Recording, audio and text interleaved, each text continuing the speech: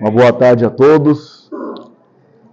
Peço desculpa aos irmãos que minha voz não está muito boa. Recentemente no grupo eu pedi para que os irmãos orassem pelo Luquinhas, que ele estava com tosse, com a garganta irritada, acho que ele passou para mim. Mas Deus vai nos dar graça. Então, em alguns momentos eu vou tomar uma água aqui para dar uma hidratada. Pode ser que eu tussa um pouco e os irmãos já estão cientes.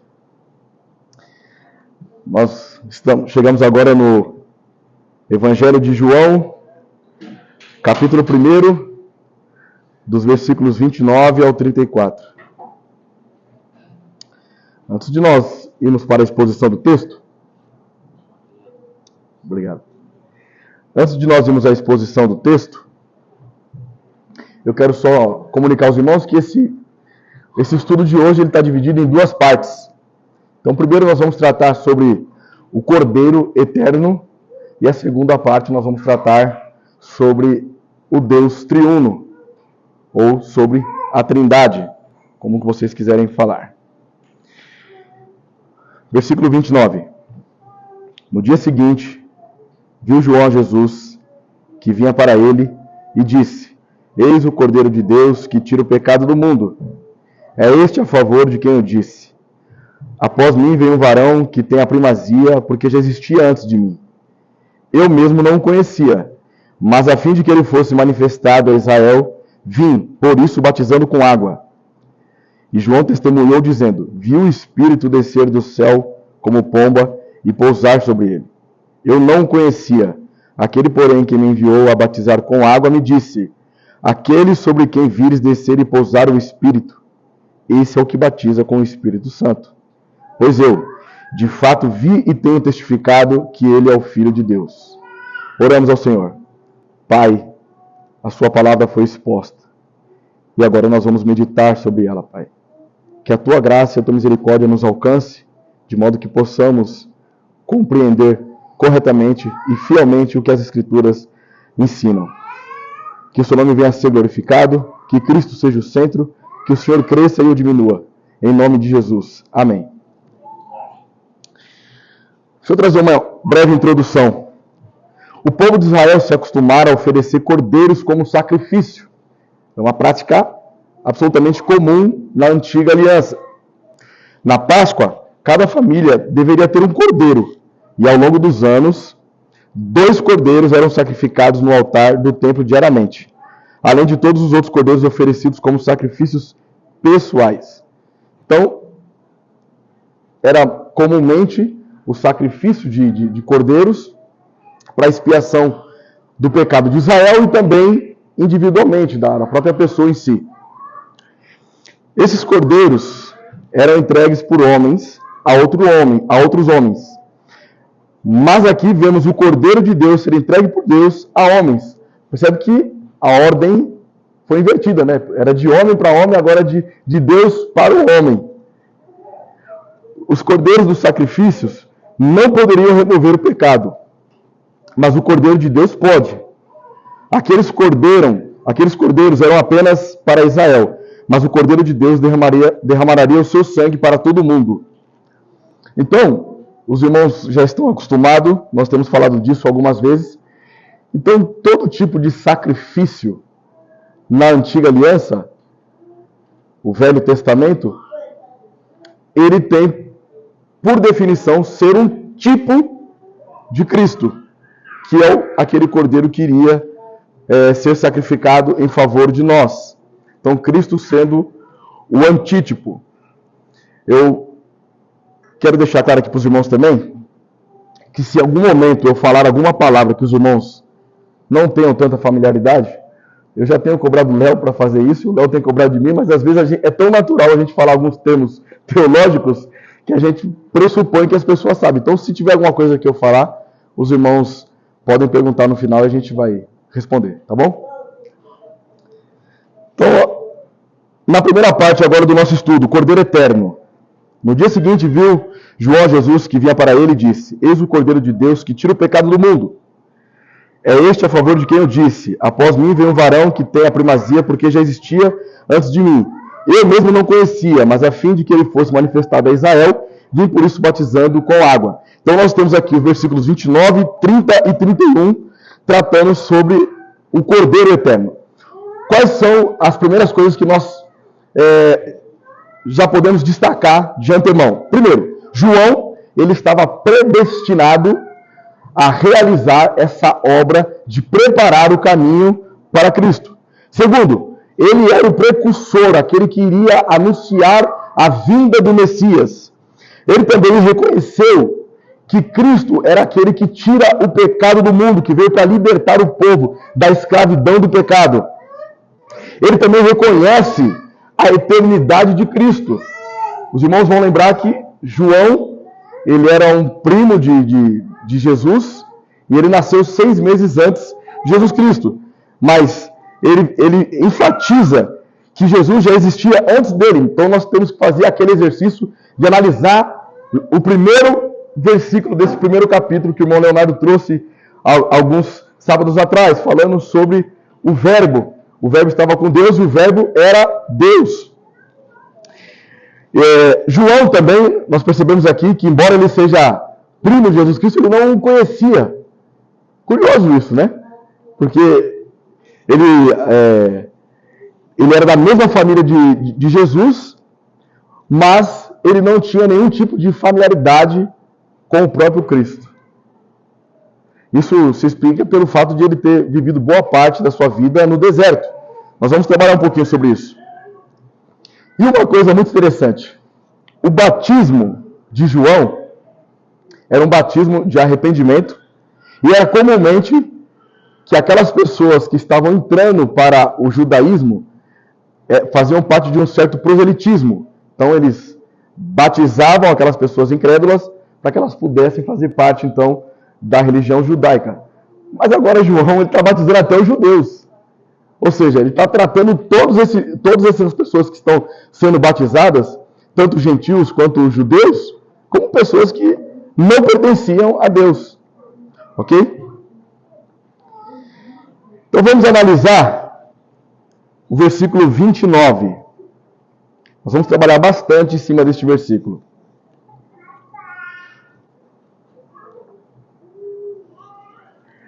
No dia seguinte, viu João a Jesus, que vinha para ele, e disse: Eis o Cordeiro de Deus que tira o pecado do mundo. Meus irmãos, enfatizam uma coisa na mente de vocês. Essa palavrinha aqui, ó, o eis. Isso aqui é muito importante. Às vezes passa despercebido, né? Mas essa simples palavra eis aponta para uma pessoa em específico. E ao apontar para uma pessoa específica, ela distingue das outras pessoas. Era como se João estivesse dizendo: olha, é aquela pessoa ali, ó, este é o Messias. Esse que está vindo aqui agora, ele é o Messias. João estava enfatizando que Jesus era o Messias. E aí ele vai dizer: o Cordeiro de Deus que tira o pecado do mundo. Então, essa expressão de João, eis o Cordeiro de Deus, essa palavra cordeiro, ela é utilizada metaforicamente. Ela tem a ideia de trazer uma vítima sacrificial. Ok?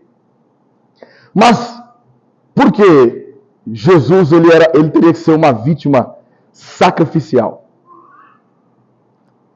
Por que ele teria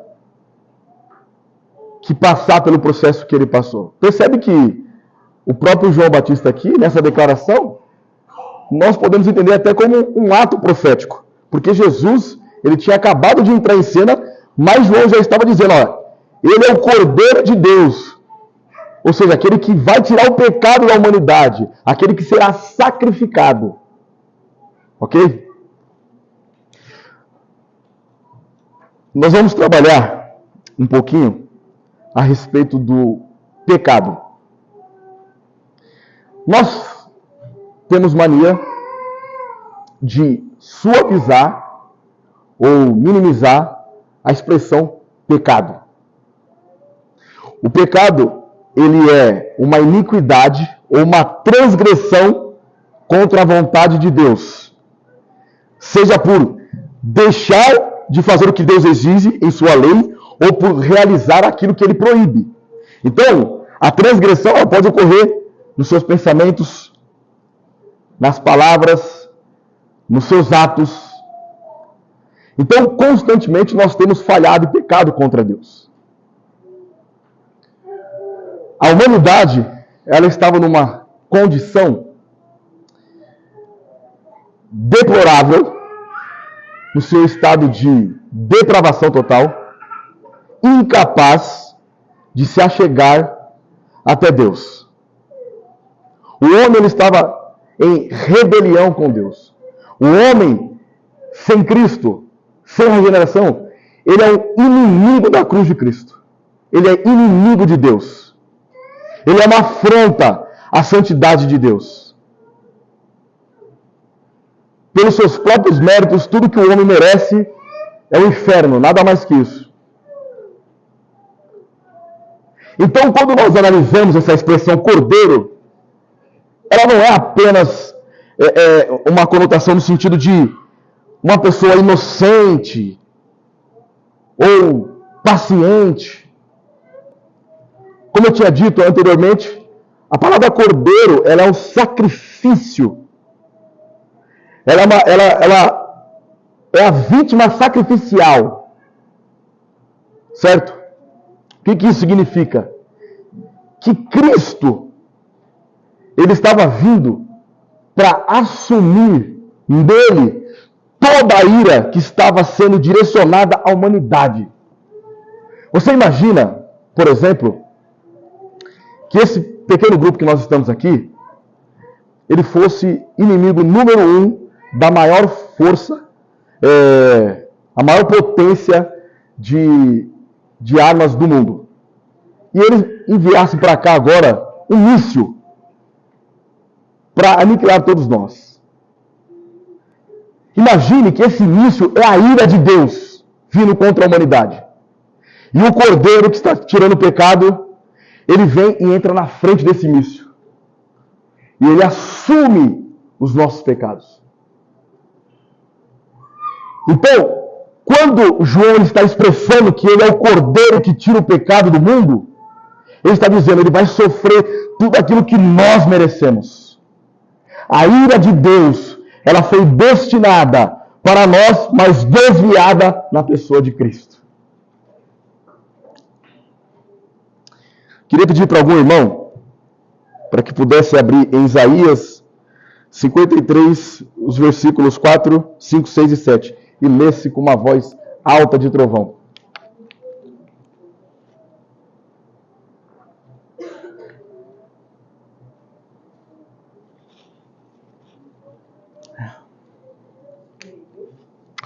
Do versículo 4 ao 7.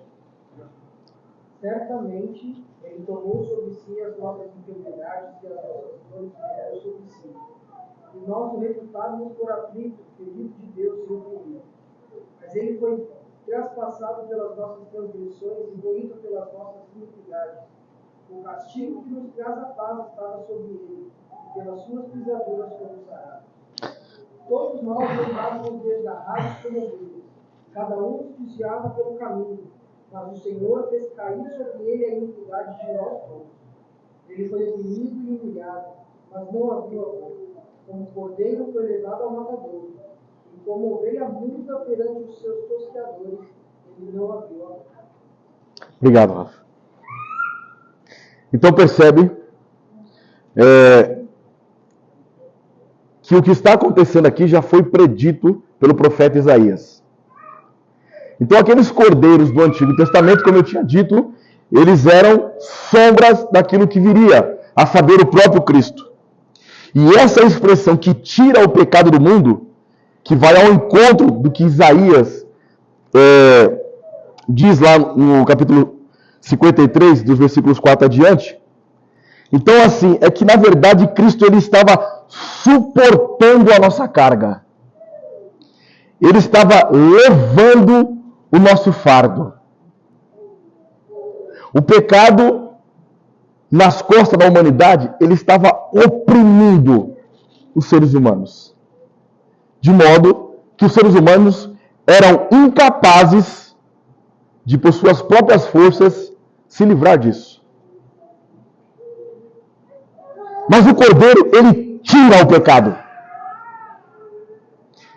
E nós vamos entender que ele também é a providência de Deus para nós. Porque se nós olharmos lá em Apocalipse, ele vai dizer o quê? Que o Cordeiro foi sacrificado antes da fundação do mundo. Então, quando o casal peca, eles não pegam Deus de surpresa. Pelo contrário, Deus já sabia de tudo, como sabe de todas as coisas. Sobretudo, a nossa providência já estava nos planos de Deus desde a eternidade.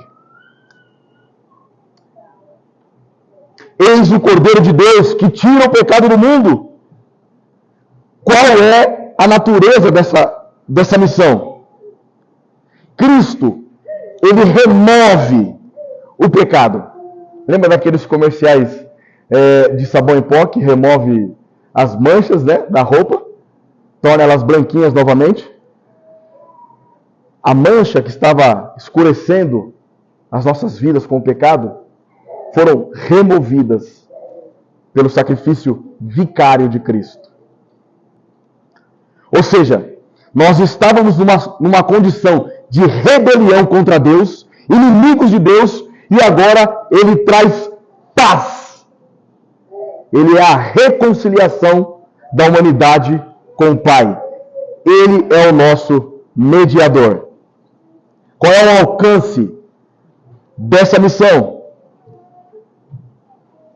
Vocês vão lembrar que na penúltima aula, quando eu estava falando aqui sobre mundo, aquela palavrinha aqui até do grego, né, cosmos, que em alguns momentos mundo é mundo, literal, e às vezes mundo em sentido figurado, que não exprime que seja todas as pessoas indistintamente, né? Então, eis o Cordeiro de Deus que tira o pecado do mundo.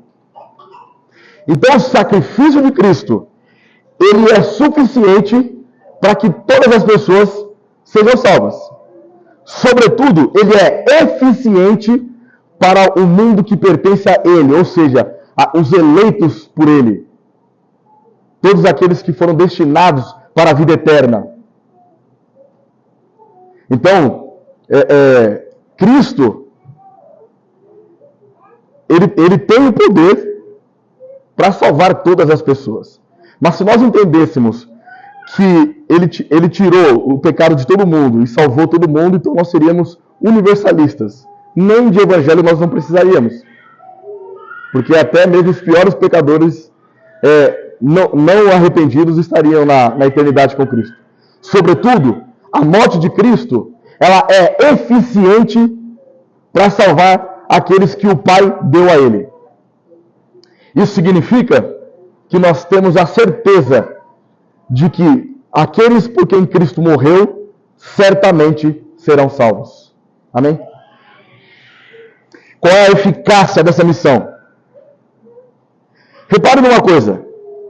Na parte B, eis o Cordeiro de Deus, parte B, que tira o pecado do mundo.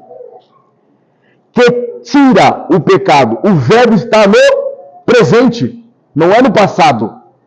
Não é que tirava o pecado. Na verdade, ele tira o pecado.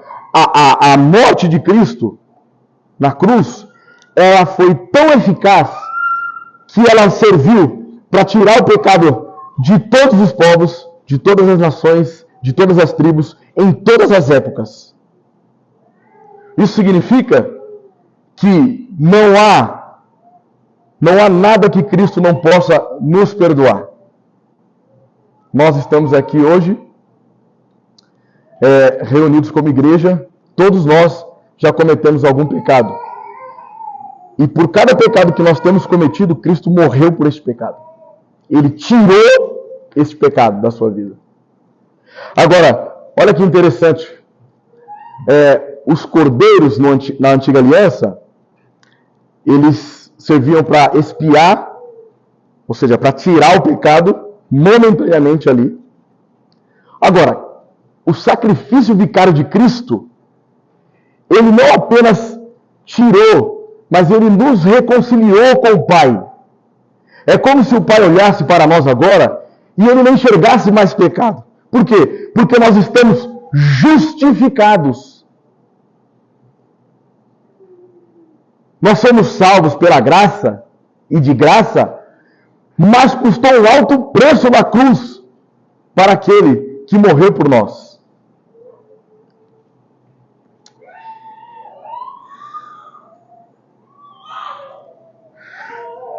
Verso de número 30. É este a favor de quem eu disse: após mim vem um varão que tem a primazia, porque já existia antes de mim. Eu mesmo não o conhecia, mas a fim de que ele fosse manifestado a Israel, vim, por isso, batizando com água. Então, naquela época, João Batista, ele tinha muito destaque, sabe? Então, muitas pessoas iam até ele para serem batizadas. E muitos acreditavam até que ele poderia ser o próprio Messias. Mas ele tira a primazia de si mesmo e aponta para Cristo. Veja que ele fala: após mim vem um varão que tem a primazia. Ou seja, ele é superior a mim. Note que ele poderia ser muito bem tentado aqui, né? Porque João Batista, muitas pessoas não conheciam ele como, achavam que ele poderia ser o Messias. Já que tá todo mundo aqui mesmo, não, eu sou o Messias mesmo.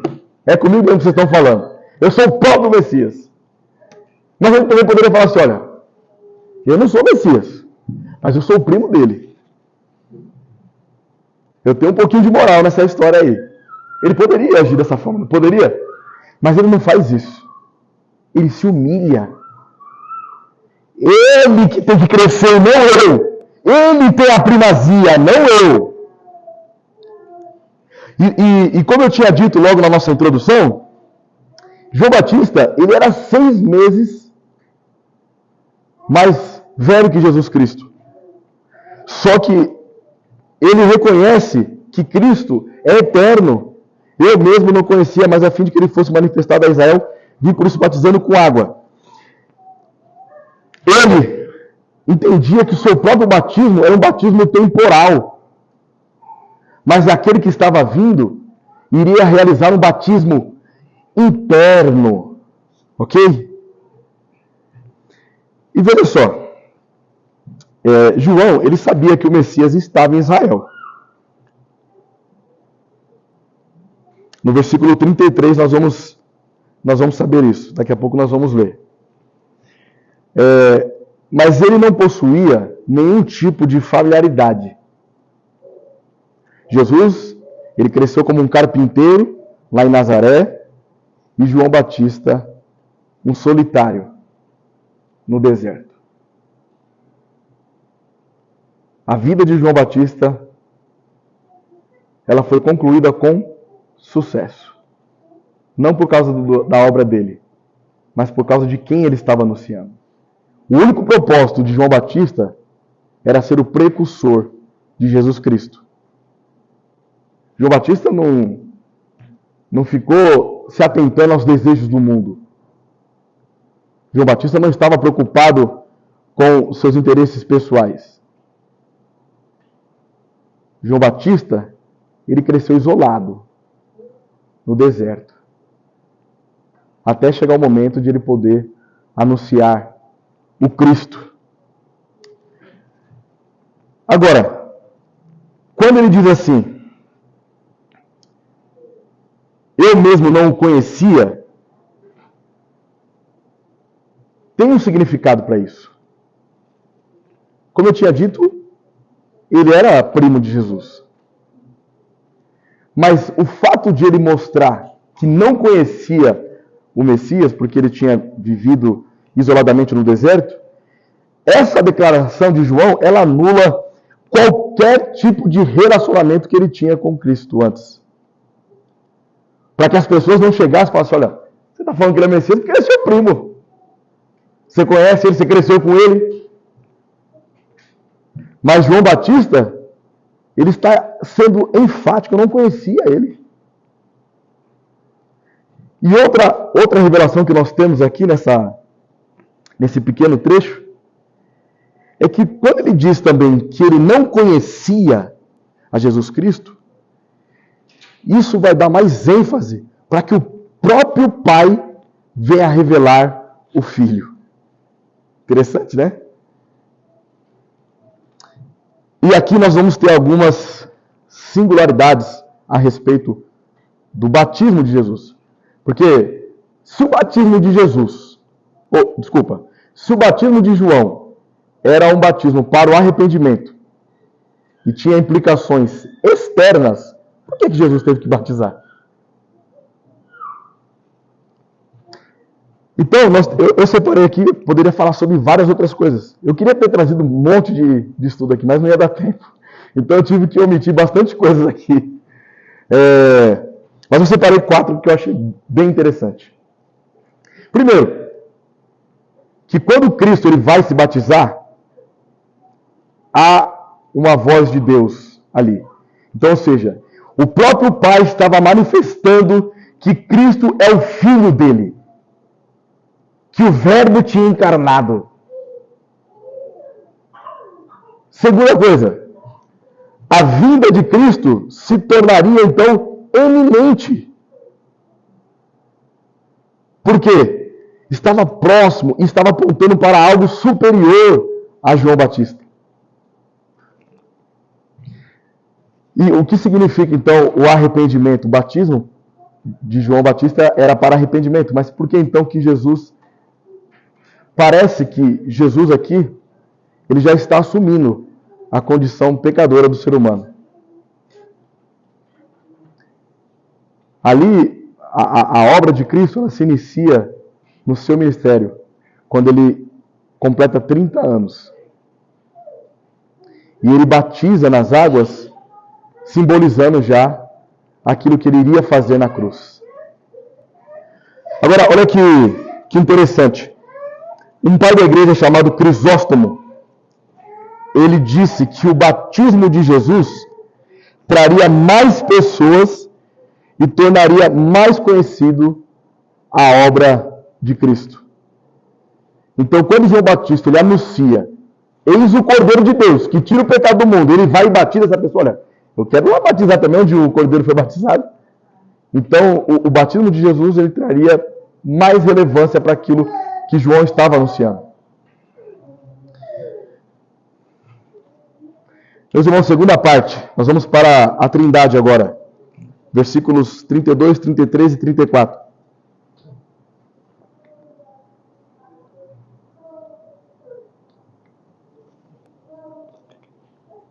E João testemunhou dizendo: vi o Espírito descer do céu como pomba e pousar sobre ele. Note que ele vai enfatizar: eu não o conhecia. Aquele, porém, que me enviou a batizar com água me disse: aquele sobre quem vires descer e pousar o Espírito, esse é o que batiza com o Espírito Santo. Pois eu, de fato, vi e tenho testificado que ele é o Filho de Deus. Então aqui seria uma criptonita para todos aqueles que são unicistas. Ou seja, aqueles que não compreendem o Deus triuno que subsiste em Pai, Filho e Espírito Santo. Note bem, João testemunha dizendo: viu o Espírito descer do céu como pomba. Então aqui ele está falando do Espírito Santo. Eu não conhecia. Aquele, porém, que me enviou a batizar com água me disse. Então, ou seja, quem é aquele que enviou ele? O próprio Deus, Pai. E depois ele vai falar: pois eu, de fato, vi e tenho testificado que ele é o Filho de Deus. Então aqui nós vemos as 3 pessoas da Trindade sendo manifestadas nesses versículos. Por favor, alguém abra em Lucas 4,18.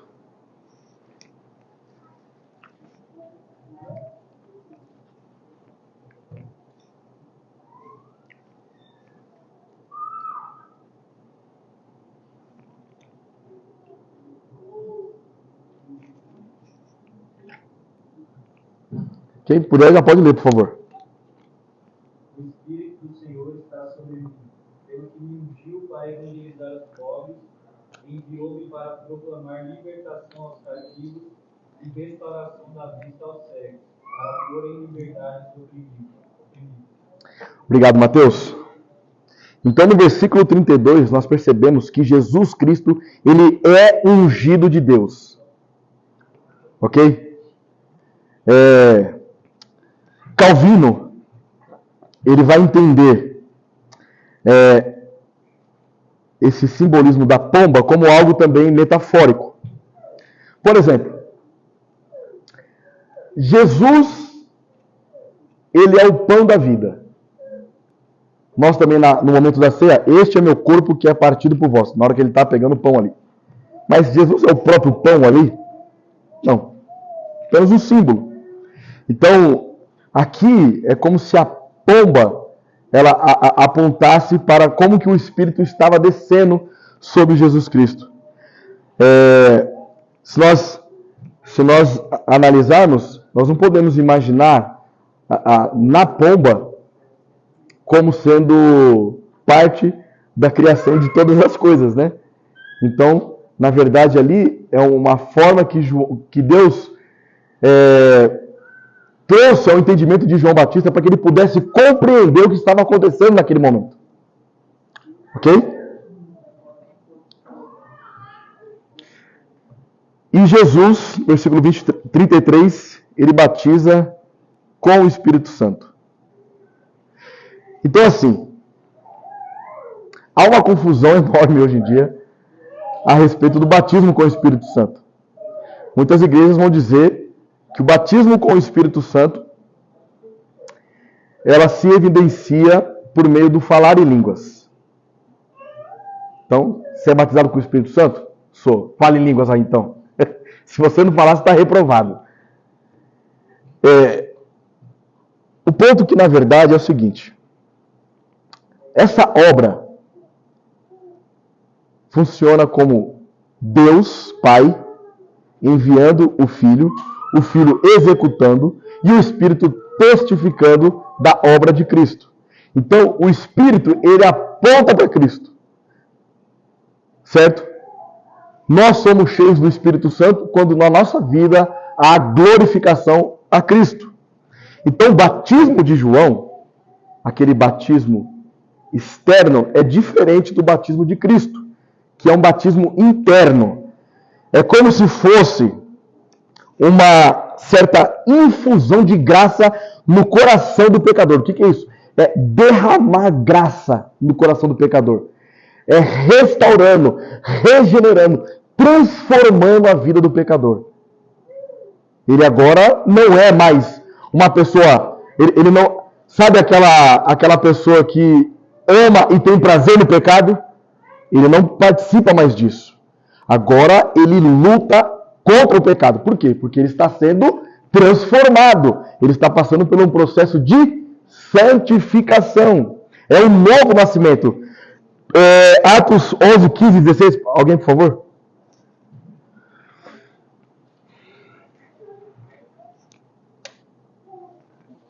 Quem abrir já pode ler, por favor. Quando, porém, comecei a falar, caiu o Espírito Santo sobre eles, como também sobre nós no princípio. Então me lembrei da palavra do Senhor quando disse: João, na verdade, batizou com água, mas vós sereis batizados com o Espírito Santo. Então veja que esse batismo do Espírito, ele é necessário para a nossa salvação. Nós não podemos reduzi-lo a dizer que é uma segunda bênção. Sem o batismo com o Espírito, nós não somos nem cristãos. Porque é o Espírito que está em nós, testificando a obra que Cristo realizou por nós. E é lá que nós vamos perceber, então, em Gálatas 5, o fruto que o Espírito produz em nós. Ok?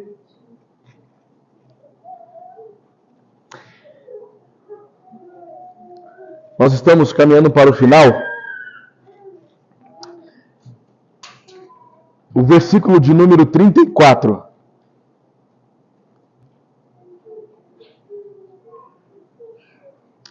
pois eu, de fato, vi e tenho testificado que ele é o Filho de Deus. Olha, logo no início da patrística, patrística significa pais da igreja, certo? Então, são aquelas pessoas do século I até o século IV, aproximadamente. Há uma discussão sobre isso, né? Mas eu não vou ficar querendo provar que quem está certo e quem está errado aqui não vem ao caso aqui.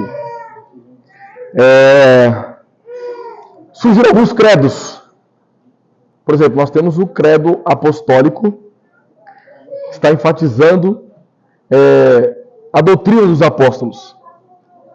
Mas houve uma certa controvérsia chamado arianismo, que na verdade seria hoje os testemunhos de Jeová.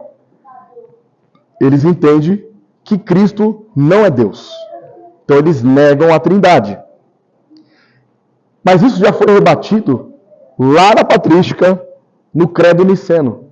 Então, para explicar o que é ser o Filho de Deus, eu vou ler aqui para os irmãos agora o credo niceno, ok? Creio em um só Deus, Pai Todo-Poderoso, Criador do céu e da terra, de todas as coisas visíveis e invisíveis. Creio em um só Senhor, Jesus Cristo, Filho unigênito de Deus, nascido do Pai, antes de todos os séculos. Repara agora, Deus de Deus, luz da luz, Deus verdadeiro de Deus verdadeiro, gerado, não criado, consubstancial ao Pai, e por ele todas as coisas foram feitas, e por nós, homens, e para a nossa salvação, desceu dos céus, e encarnou pelo Espírito Santo no seio da Virgem Maria, e se fez homem. Também por nós foi crucificado sob Pôncio Pilatos, padeceu e foi sepultado, ressuscitou ao terceiro dia, conforme as Escrituras, e subiu aos céus, onde está sentado à direita do Pai, e de novo há de vir em sua glória para julgar os vivos e os mortos, e o seu reino não terá fim. Creio no Espírito Santo, Senhor que dá a vida e procede do Pai e do Filho, e com o Pai e o Filho é adorado e glorificado, ele que falou pelos profetas. Creio na Igreja una, santa, católica e apostólica, professo um só batismo para remissão dos pecados. Espero a ressurreição dos mortos e a vida do mundo que há de vir. Amém. Veja que coisa. Percebe que aqui parece que ele pegou todo que o Evangelho de João ali e exprimiu daqui e fez esse credo. Porque ele enfatiza a divindade de Cristo, ele enfatiza um único batismo. Você não é batizado nas águas e depois você é batizado com o Espírito Santo. Não existe isso. O batismo com o Espírito Santo é no momento da sua conversão. Ok? Vamos para algumas aplicações agora. Queridos, o Cordeiro, ele levou os nossos pecados.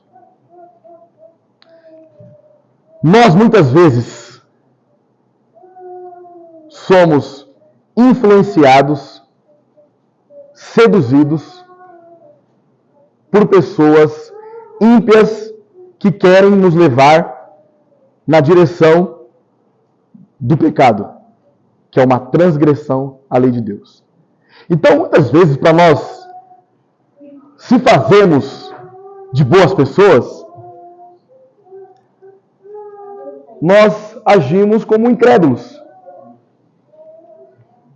Então, nós temos um grupo de amigos que estão fazendo churrasco, que vão para um rodízio de pizza, não que isso tenha algum problema, tá? Mas todos eles são ímpios. E nós, para não ser chato, não falamos de Cristo para essas pessoas. O curioso é que essas mesmas pessoas não cansam de vomitar pecados sobre nós. Por quê? Os filhos das trevas são mais prudentes que os filhos da luz. Eles não têm vergonha de falar sobre pecado para você. Lógico que ele não sabe a definição de pecado, mas as suas ações são todas contaminadas pelo pecado. Agora, nós nos limitamos e não falamos de Cristo para que nós não sejamos inconvenientes. Então, a reflexão que você deve fazer essa noite é o seguinte: será que aquela ira que estava destinada aos pecadores ainda permanece sobre mim? Ou será que eu sou um daqueles por quem Cristo morreu? Porque se eu sou de fato uma pessoa por quem Cristo morreu, eu obrigatoriamente tenho que testificar sobre aquele que me salvou, reconhecendo que ele levou os meus pecados. Segunda coisa, às vezes você talvez não está sendo seduzido, não está sendo tentado. Você já está no pecado. E aí surgem várias consequências disso. Porque se nós voltarmos lá em Gênesis, quando Adão e Eva pecam, eles desobedecem a Deus. O pecado de Adão e Eva é a desobediência a Deus.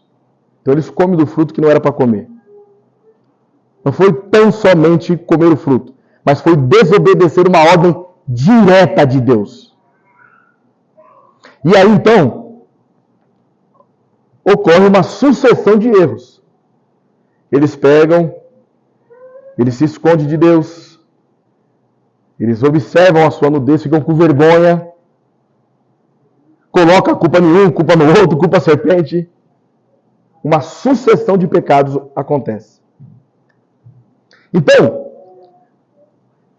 talvez você esteja triste aqui dentro, nesse grupo, ou quem vai assistir depois desse vídeo, por causa de algum pecado que você tenha cometido. Então isso entristece, te envergonha, te ira, coloca dúvida na sua cabeça. Mas esse é um fardo que você não precisa carregar. Porque Cristo já carregou esse fardo por nós. Ele já levou sobre si. Ele já suportou a ira de Deus. Ele já suportou a carga dos seus pecados. Não há mais necessidade de você se culpar. Você deve se entristecer, sim, quando você peca contra Deus. Mas a sua tristeza, ela deve impulsionar você aos pés de Cristo. Queridos, o seu cansaço, ou melhor, o seu descanso, está no fardo e no cansaço de Cristo. A sua alegria está na tristeza que Cristo passou naquela cruz. O seu alívio está nas feridas de Cristo na cruz do Calvário. Nós não somos mais escravos do pecado. Ele levou sobre si.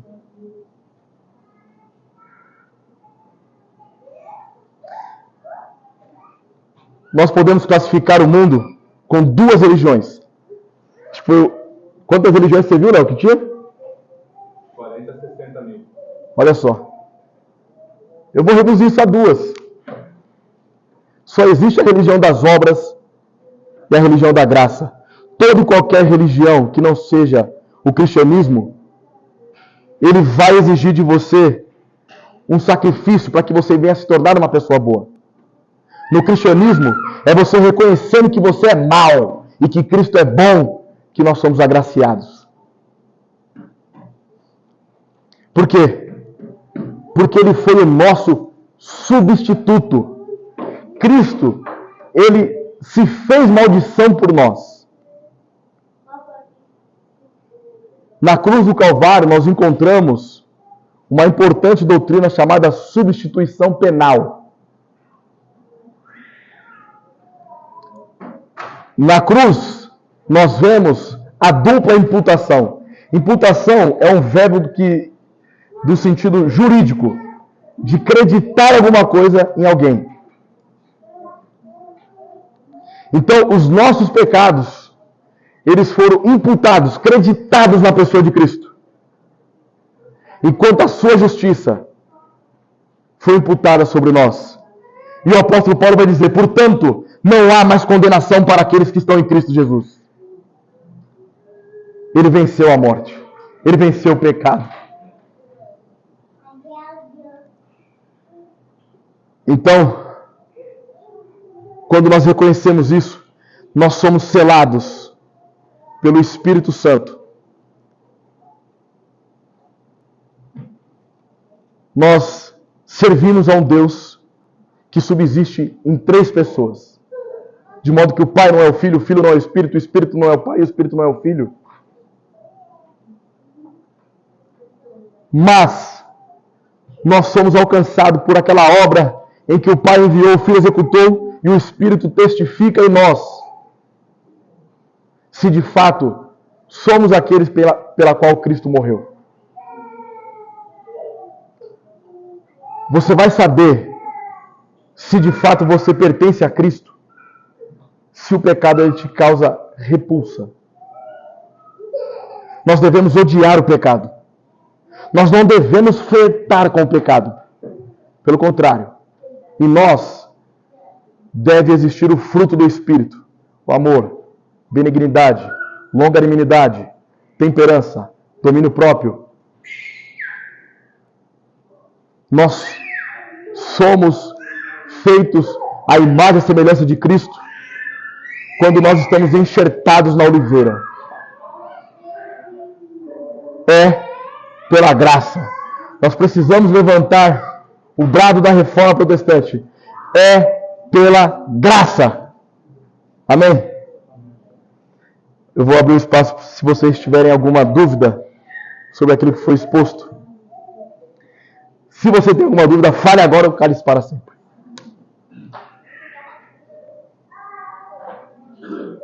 Você poderia fazer uma breve explanação a respeito dos créditos apostólicos de Niceno, da origem deles, e para esclarecer um pouquinho a confusão que às vezes as pessoas têm por conta da palavra católica, se ela não será católica romana? Bem breve, por favor. Não é tão breve, né? Porque é uma história bem longa essa daí. Mas eu vou tentar resumir. Quando no período de Jesus Cristo, quando nós vemos lá o apóstolo Paulo falando toda a escritura é inspirada por Deus, tal. O que ele está falando? Da antiga aliança, do Velho Testamento. Então nós tínhamos ali como escritura sagrada apenas o Velho Testamento. Nós não tínhamos ainda o Novo Testamento. Certo? Então, o Novo Testamento ele vai sendo produzido ao longo dos anos depois de Cristo para uma proteção contra as heresias que estavam se levantando transvestidas de cristianismo. Então, por exemplo, o cristianismo nos primeiros séculos ele foi acusado de canibalismo. Por quê? Porque nós se alimentamos do corpo e do sangue de Cristo. Então a interpretação dos ímpios era o quê? Olha, eles estão se alimentando de pessoas ali, ó. Nós somos chamados também de incestuosos, estamos cometendo incesto. Por quê? Porque como nós chamamos um ao outro de irmão e irmã, e somos casados, eu sou casado com a irmã Tamires, então estou cometendo aqui o ato de incesto com ela. Então a escritura ela foi sendo desenvolvida para que nós fôssemos ali bloquear essas heresias. Assim também foram surgindo também novas interpretações. Eu falei de Ário, mas me ajuda a lembrar de outro aí, Oxi. Outro herege lá. Tinha o Ário, tinha o Marcião, Nestor. Nestor ele dividia as duas naturezas de Cristo, né? Ário negava a divindade de Cristo, Marcião tinha o seu próprio cânon. Então, o que os primeiros cristãos fizeram? Vamos então mostrar naquilo que realmente nós cremos. Então ali é desenvolvido o credo apostólico, para mostrar o que de fato o cristianismo entendia. Só que se vocês lerem o credo apostólico, ele não traz tanta ênfase na divindade de Cristo. E aí então que veio o credo niceno, que é como se fosse uma amplificação do credo apostólico, só que enfatizando agora o Deus Trino. Sobre a Igreja Católica, o termo católico ele significa universal, que não é do reino de Deus. Quer dizer, é do reino de Deus, mas não essa de agora, né? Então, o termo católico ele significa universal. Então, a Igreja Católica, nós fazemos parte da Igreja Católica.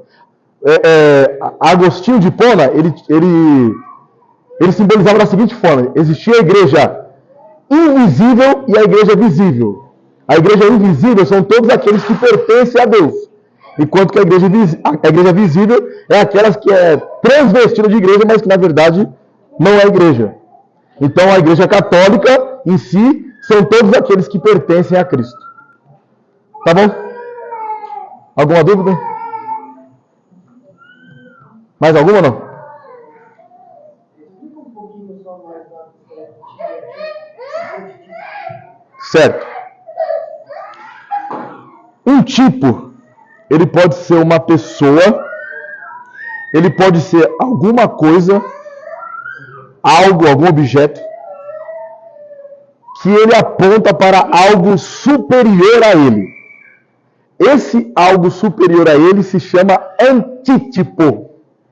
Um exemplo, nós temos, quando Abraão ele vai dar o dízimo para o sumo sacerdote lá, Melquisedeque, não existia ainda a nação de Israel, não existia a descendência de Arão, que eram os sumos sacerdotes, né? Até porque nós estávamos lá em Abraão ainda, tinha que até chegar, né? Então, ele era o sumo sacerdote fora da linhagem de Arão, certo? Da linhagem de Levi. Assim como Cristo, ele é o nosso sumo sacerdote fora da linhagem de Levi. Por quê? Porque ele é da tribo de Judá, ele é o leão da tribo de Judá. Então, é como se Melquisedeque, ali um tipo de Cristo, apontasse para o Cristo que é o antítipo. Então, nós vamos ter vários. Eu falei aqui de Melquisedeque, mas nós temos o próprio Moisés, ele é um tipo de Cristo. Na verdade, nós vamos encontrar, eu não tenho nem noção de quantos tipos nós podemos encontrar na Antiga Aliança. Uma outra forma de entender isso é você pensar como sombra. Aquilo era sombra do que viria, certo? Como eu tinha dito, eu vou explicar, vou fazer o mesmo exemplo, porque tem pessoas que não estavam aqui na última vez que eu trouxe o estudo. Mas imagina que eu estou desse lado, uma pessoa está ali, e ela está vendo aqui a minha sombra. Ela não consegue me ver. Ela vê a minha sombra. Quando eu chego, a minha sombra ela sai de destaque, porque agora o destaque sou eu. Então é aquilo que dá primazia. Então os tipos davam espaço, apontavam para Cristo, que é a primazia de todos os tipos. Ele é o antítipo perfeito. Ele é agora a nossa realidade da sombra do Antigo Testamento. Ficou claro ou não? Mais alguém? Pronto? Amém.